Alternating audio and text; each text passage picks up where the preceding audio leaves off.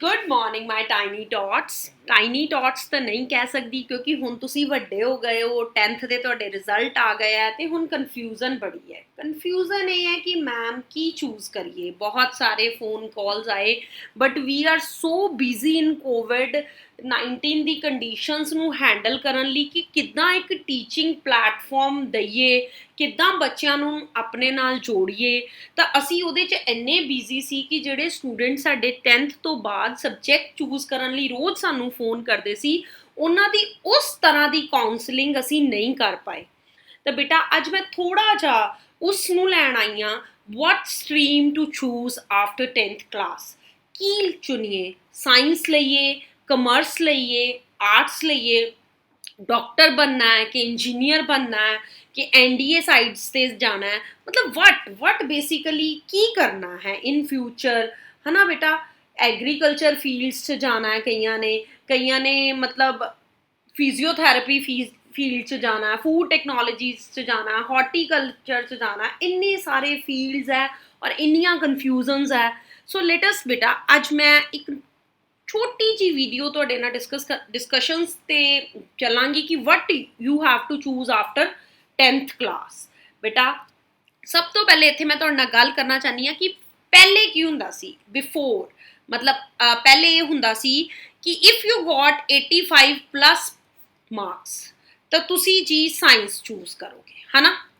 ਫਿਰ ਨੈਕਸਟ ਕੀ ਹੁੰਦਾ ਸੀ ਕਿ when if you got marks 60 to 80 मैं 10th क्लास की गल कर रही हाँ तो तुसी कहंदे सी चलो जी 60 तो 80 वाला बच्चा है ये जी कमर्स रख ले ठीक है अगर मैं गल करा कि बिलो 60 दी तो the people all goes to arts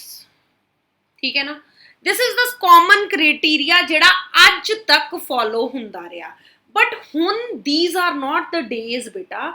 ये दिन हुण नहीं रहे कि वैन यू सी दूजी तरह ਆਪਾਂ ਕਹੀਏ ਤੇ ਆਪਾਂ ਕਿੱਦਾਂ ਸਬਜੈਕਟ ਚੂਜ਼ ਕਰਦੇ ਸੀ ਇੰਟਰਸਟ ਹਨਾ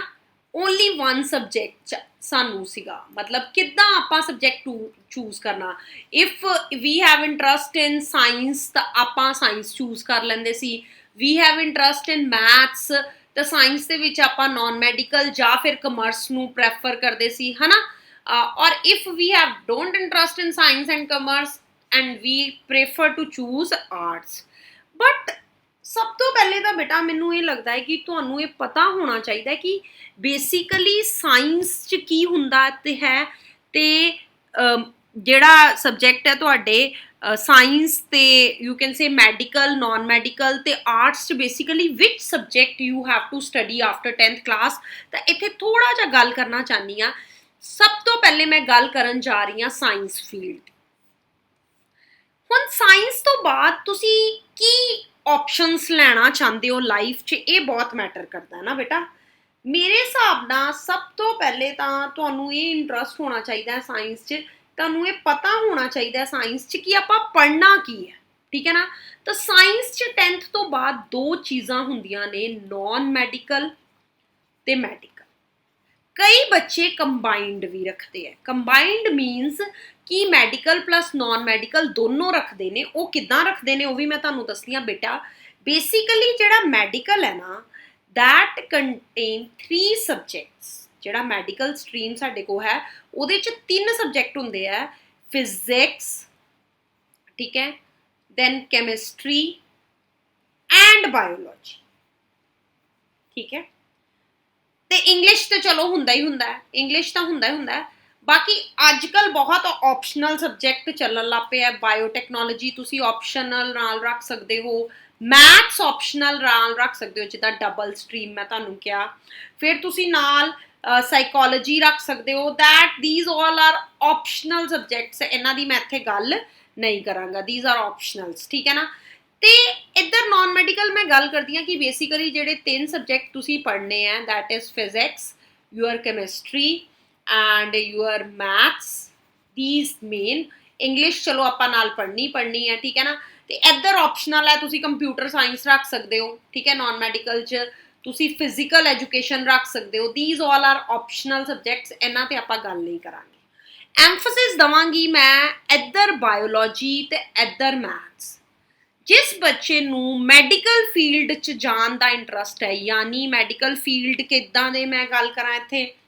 मैडिकल फील्ड तो मैं गल करना चाहनी हाँ कि अगे इस ते मतलब इत्थे मैं लिख रही हाँ PCB, that is physics chemistry ते बायो, ठीक है। और ऊपर मैं थोड़ा जा मैडिकल लिख देनी हाँ ताकि तुहानू क्लीयर हो जाए कि मैं की गल्लां किस पासे दे फील्ड्स नू डिस्कस करन लगी हाँ, किस पासे दियां करियर ऑप्शंस नू डिस्कस करन लगी हाँ। तो फिर बेटा सब तो पहले तो तुहाडे को मैं गल करांगी कि केड़ियां करियर ऑप्शंस है after physics chemistry and bio. Basically I am a non medical student, मैं मैडिकल ते नॉन मैडिकल ते ज़्यादा एम्फोसिस देवांगी। If you want to become a doctor तो सब तो पहले यू मस्ट ऑप्ट बायो। तुहाडा इक्को ही लाइफ एम है कि मैं डॉक्टर बनना है या मैं डेंटिस्ट बनना है, ठीक है जी। Dentist you people know that there is a BDS, है ना, ठीक है ना, बैचलर ऑफ डेंटल सर्जरी, ठीक है ना। आयुर्वेदिक डॉक्टर बनना है जिन्होंने आप BAMS कह दें, ठीक है। होम्योपैथिक डॉक्टर बनना है जिन्होंने आप BMMS कह दें। If you have a clear veterinary doctor बनना है ना, तो you have to clear this thing कि मैं बायो ही रखनी। फिजियोथैरेपी फील्ड लैना है, ठीक है, तो तुसी बायो ही लैनी है। हॉर्टिकल्चर वाल जाना चाहते हो, ठीक है ना, हॉर्टिकल्चर फील्ड वाल जाना चाहते हो तुसी, ठीक है। फूड टेक्नोलॉजी वाल जाना चाहते हो, मतलब दीज ऑल फील्ड, न्यूट्रिशंस वाल जाना चाहते हो, जिदे वाल भी नर्सिंग वाल जाना चाहते हो ना, I can write here nursing also, तो यू कैन ऑप्ट PCB। इस कोई दो राय नहीं है, कोई सोचने वाली गल नहीं है कि मैं बायो लैना है। If you have a clear cut goal in your mind that I have to become a doctor, I have to choose a field after +2 medicine field I have to choose after +2, I am planning to become doctor after +2, the बिल्कुल non medical ते एडा वड्डा कांटा फेर दो, cross on this, ठीक है। These are the career options of a person who want to take medical. Now let us come on non medical ਜਿਹਨੂੰ ਆਪਾਂ ਕਹਿ ਦਿੰਦੇ ਆ PCM। ਇੱਥੇ ਬੇਸਿਕਲੀ ਜਿਹੜੇ ਸਾਡੇ ਤਿੰਨ ਸਬਜੈਕਟਸ ਨੇ ਉਹ ਹੈ ਫਿਜ਼ਿਕਸ ਕੈਮਿਸਟਰੀ ਐਂਡ ਮੈਥਸ, ਠੀਕ ਹੈ ਬੇਟਾ।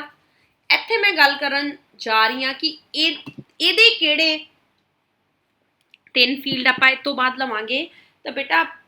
If you want to go in engineering side,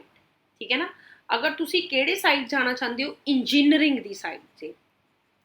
ते अखां बंद करके तुसी जी नॉन मैडिकल ले लो। इंजीनियरिंग तुसी BTech करना चाहते हो, BE करना चाहते हो, दैट इज अनदर थिंग, मतलब इंजीनियरिंग। अगर तुसी आर्कीटेक्ट करना चाहते हो फिर भी तुसी नॉन मैडिकल लो। अगर कंप्यूटर रिलेटेड तुसी कोई भी चीज़ करना चाहते हो एप्लीकेशन, तो फिर भी non medical is much better. अगर तुहाडा इंटरस्ट मर्चेंट नेवी च है, ठीक है ना, these all are the fields after non medical. Defence च है ना, तो then you are prefer to choose PCM, ठीक है। पायलट बनना चाहते हो तुसी कमर्शियल, है ना, मतलब मैथमैटिक्स BSc कर सकते हो, केमिस्ट्री की BSc कर सकते हो, ठीक है। नो डाउट गवर्नमेंट सैक्टर च तुसी दोनों च जा सकते हो, ठीक है ना। तुसी PCM करियर्स भी जा सकते हो तो उहदे विच भी जा सकते हो। Basically what I prefer you, if you want to become a doctor, come to the PCB. If you become an engineer or any other field like merchant navy or army, you prefer to take maths as your subject. अगे मैं गल करांगी थोड़ी जी, मैनू arts की इन्नी knowledge नहीं है, basically I am a science student, but arts is a best for you अगर तुसी long run the which like मतलब फील्ड्स चूज़ करना चाहते हो। काफ़ी जिदा तुहाडा इंटरस्ट है SST सब्जैक्ट्स, पोलिटिकल साइंस च, सोशियोलॉजी च, you love to read the history and these are the basically subjects जेडे तुसी आर्ट्स दे विच ऑप्ट करोगे, ठीक है बेटा। तो जे मैं तुहाडे नाल गल करां मतलब जिदा बेसिकली कई बच्चों को इंटरस्ट होंगे, वो कहता नहीं मैं नहीं मैथ्स कर सकता, मैथ्स मैं कर नहीं सकता, मैडिकल मैं लेना नहीं चाहता, तो what you people opt, you can opt this as your मतलब आर्ट्स एज अ सब्जैक्ट। हुण मैं एक गल करना चाहती हाँ कि केड़े ਇਹ ਜਿਹੜੇ ਸਬਜੈਕਟਸ ਹੈ ਬੇਸਿਕਲੀ ਕਮਰਸ 'ਚ ਹੈ ਅਤੇ ਕੀ ਤੁਸੀਂ ਬਣਨਾ ਚਾਹੁੰਦੇ ਹੋ। ਤਾਂ ਬੇਟਾ ਕਮਰਸ ਦੇ ਵੀ ਕਾਫੀ ਸਬਜੈਕਟ ਨੇ, ਜਿੱਦਾਂ ਆਪਾਂ ਕਹਿੰਦੇ ਹਾਂ ਕਿ +1 'ਚ ਕਈ ਸਬਜੈਕਟ ਤੁਹਾਨੂੰ ਮੈਂਡੇਟਰੀ ਲੈਣੇ ਪੈਂਦੇ ਹੈ, ਮਤਲਬ ਅਤੇ ਫਿਰ ਤੁਸੀਂ ਉਹ ਤੁਹਾਨੂੰ ਲੈਣੇ ਹੀ ਪੈਣਗੇ ਕਮਰਸ ਦੇ ਸਬਜੈਕਟਸ ਲਾਈਕ ਅਕਾਊਂਟਸ, ਠੀਕ ਹੈ ਨਾ। If you want to become a CA, ਤੁਹਾਡਾ ਮੈਥਸ ਕਾਫੀ ਅੱਛਾ ਹੈ, ਤੁਸੀਂ ਬਿਜ਼ਨਸ ਸਟੱਡੀਜ਼, ਠੀਕ ਹੈ, ਤੁਸੀਂ ਕਰਨਾ ਚਾਹੁੰਦੇ ਹੋ continue with a chartered accountant as your career option, ਤਾਂ ਫਿਰ ਤੁਸੀਂ just close your eyes and take a option like this. ਅੱਛਾ, economics, these are the very mandatory, these are the ਕਿ ਇਹ ਤਾਂ ਤੁਹਾਨੂੰ ਲੈਣੇ ਹੀ ਪੈਣਗੇ। English is apart from this, physical education, maths, informative practices, ਜੋ ਵੀ ਤੁਸੀਂ ਲੈਣਾ ਚਾਹੁੰਦੇ ਹੋ, these are the field। ਬੇਟਾ ਬੈਨੀਫੀਸ਼ੀਅਲ ਟੂ ਟੇਕ ਮੈਥਸ ਇਨ +1 ਇਹਦੇ ਵਿੱਚ, ਬਿਕੋਜ਼ ਅੱਗੇ ਜਾ ਕੇ ਜਦੋਂ ਤੁਸੀਂ CA, CS ਜਾਂ CMA ਦੇ ਐਗਜ਼ਾਮਸ ਦੇਣੇ ਹੈ, BBA ਕਰਨੀ ਹੈ ਜਾਂ BCom ਕਰਨੀ ਹੈ, ਤਾਂ that's very easy for you people. ਅਗਰ ਤੁਸੀਂ +1 +2 'ਚ ਮੈਥਸ ਪੜ੍ਹਿਆ ਹੋਏਗਾ ਵਿਦ ਕਮਰਸ, ਤੇ ਇਹ ਤੁਹਾਡੇ ਲਈ ਬਹੁਤ ਹੀ ਬੈਨੀਫੀਸ਼ੀਅਲ ਹੋਏਗਾ, ਠੀਕ ਹੈ, ਬਹੁਤ ਜ਼ਿਆਦਾ। ਇੱਕ ਗੱਲ ਮੈਂ ਤੁਹਾਨੂੰ ਇੱਥੇ ਕਲੀਅਰ ਕੱਟ ਕਹਿ ਦਿੰਦੀ ਹਾਂ ਬੇਟਾ, ਮਤਲਬ ਡੋਂਟ ਗੋ ਵਿਦ ਕਿ 1 ਮਿੰਟ ਲਈ ਤੁਹਾਡਾ ਮਤਲਬ ਇੰਟਰਸਟ ਬਣਿਆ ਉਸ ਸਬਜੈਕਟ 'ਚ, ਨਹੀਂ ਮੈਂ ਤਾਂ ਇਹੀ ਲੈਣਾ। ਗੋ ਥਰੂ ਦ ਡੀਪ ਸਟੱਡੀਜ਼ ਕਿ ਬੇਸਿਕਲੀ ਆਪਾਂ ਕੀ ਕਰਨਾ ਚਾਹੁੰਦੇ ਹਾਂ। ਅੱਛਾ, ਇੱਥੇ ਮੈਂ ਇੱਕ ਗੱਲ ਤੁਹਾਡੇ ਨਾਲ ਹੋਰ ਕਰਨਾ ਚਾਹੁੰਦੀ ਹਾਂ ਕਿ ਮੈਮ ਤੁਸੀਂ ਕਹਿ ਦਿੱਤਾ ਗੋ ਟੂ ਡੀਪ ਸਟੱਡੀਜ਼, ਕਿੱਦਾਂ ਡੀਪ ਸਟੱਡੀਜ਼ ਜਾਈਏ, ਕਿੱਦਾਂ ਮਤਲਬ ਵਟ ਟੂ ਡੂ, ਸਾਨੂੰ ਨਹੀਂ ਸਮਝ ਆ ਰਹੀ ਹੈ ਨਾ, ਮਤਲਬ ਕਿ ਤੁਸੀਂ ਕੀ ਕਹਿਣਾ ਚਾਹੁੰਦੇ ਹੋ। ਤਾਂ ਬੇਟਾ ਮੇਰੇ ਅਕੋਰਡਿੰਗ ਨਾ 1 ਦਿਨ ਆਪਣੇ ਲਈ ਕੱਢੋ, 1 ਦਿਨ ਸਿਰਫ। ਹੁਣ ਮੈਮ 1 ਦਿਨ ਕਿੱਦਾਂ ਕੱਢੀਏ ਬੇਟਾ, 1 ਦਿਨ ਆਪਣੇ ਲਈ ਇੱਦਾਂ ਕੱਢੋ ਕਿ ਜਾਓ ਆਪਣੀ ਕਾਉਂਸਲਿੰਗ ਕਰਵਾਓ, ਕਾਉਂਸਲਿੰਗ ਆਪਣੇ ਆਪ ਨੂੰ ਸਿਰਫ 10th ਦੇ ਰਿਜ਼ਲਟ ਤੋਂ ਬਾਅਦ 1 ਦਿਨ ਦਿਓ, ਜਾਂ 10th ਦੀ ਸਟੱਡੀਜ਼ ਐਗਜ਼ਾਮਸ ਤੋਂ ਬਾਅਦ। ਹੁਣ ਮੈਮ ਕਾਉਂਸਲਿੰਗ ਕਿਹਦੇ ਕੋਲ ਕਰਵਾਈਏ, you can go to a counsellor, ਠੀਕ ਹੈ ਨਾ, you can consult with your teachers, you can consult with your seniors, ਸਭ ਤੋਂ ਵੱਡੀ ਗੱਲ you can consult with your brother or sisters ਜਿਹੜੇ ਘਰ 'ਚ ਹੈ, ਜਿਹੜੇ ਉਹਨਾਂ ਫੀਲਡਸ ਨੂੰ ਪੜ੍ਹ ਰਹੇ ਹੈ, ਠੀਕ ਹੈ ਨਾ ਬੇਟਾ, ਉਹਨਾਂ ਕੋਲ ਪੁੱਛੋ ਕੀ ਲਈਏ, ਨਾਨ ਮੈਡੀਕਲ 'ਚ ਕਿਹੜੇ ਸਬਜੈਕਟ ਹੁੰਦੇ ਆ, ਮੈਡੀਕਲ 'ਚ ਕਿਹੜੇ ਸਬਜੈਕਟਸ ਹੁੰਦੇ ਆ, ਆਰਟਸ 'ਚ ਕਿਹੜੇ ਸਬਜੈਕਟ ਹੁੰਦੇ ਆ, ਕਮਰਸ 'ਚ ਕਿਹੜੇ ਸਬਜੈਕਟ ਹੁੰਦੇ, ਕੰਸਲਟ ਟੂ ਮੀ, ਮੈਨੂੰ ਫੋਨ ਕਰੋ ਕਿ ma'am basically what are the, just mail me ਕਿ ma'am this is my interest. But ਇੱਕ ਗੱਲ ਮੈਂ ਬਾਰ-ਬਾਰ ਕਹਿ ਰਹੀ ਹਾਂ, 1 ਦਿਨ ਦੇ ਇੰਟਰਸਟ ਕਰਕੇ ਆਪਣੀ ਪੂਰੀ ਲਾਈਫ ਨਹੀਂ ਸਪੋਇਲ ਕਰਨੀ। ਦੂਜੀ ਗੱਲ, ਜਿਹੜਾ ਟਰੈਂਡ ਬੱਚਿਆਂ 'ਚ ਹੁੰਦਾ ਹੈ, ਬੱਚਿਆਂ 'ਚ ਕੀ ਟਰੈਂਡ ਹੁੰਦਾ ਹੈ ਕਿ ਸਾਡੇ ਜੀ ਮੈਥਸ 100 ਮਾਰਕਸ ਆ ਗਏ, ਵਾਓ ਮੈਥਸ ਸਾਡੇ 100 ਮਾਰਕਸ ਆ ਗਏ 10th 'ਚ, ਸਾਇੰਸ 'ਚ ਸਾਡੇ 90 ਮਾਰਕਸ ਆ ਗਏ, ਠੀਕ ਹੈ ਨਾ, SST 'ਚ ਯਾਰ 70 ਆਏ ਆ।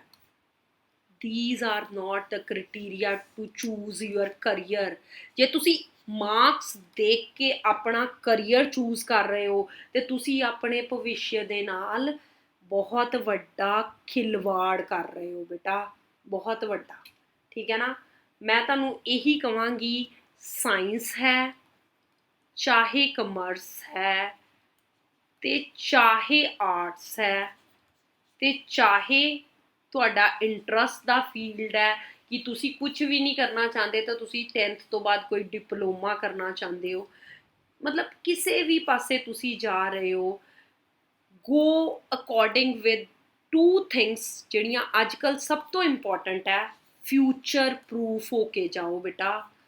ਫਿਊਚਰ ਪ੍ਰੂਫ ਹੋ ਕੇ ਕਿੱਦਾਂ, ਤੁਸੀਂ ਕਹੋਗੇ ਮੈਂ ਹੁਣ ਇਹਦਾ ਕੀ ਮਤਲਬ ਹੋਇਆ, ਬੇਟਾ ਕੀ ਪਤਾ ਜਿਹੜੇ ਪ੍ਰੋਫੈਸ਼ਨਸ ਅੱਜ ਹਾਈਲੀ ਡਿਮਾਂਡਡ ਹੈ ਨਾ, ਹਾਈਲੀ ਡਿਮਾਂਡਡ ਹੈ,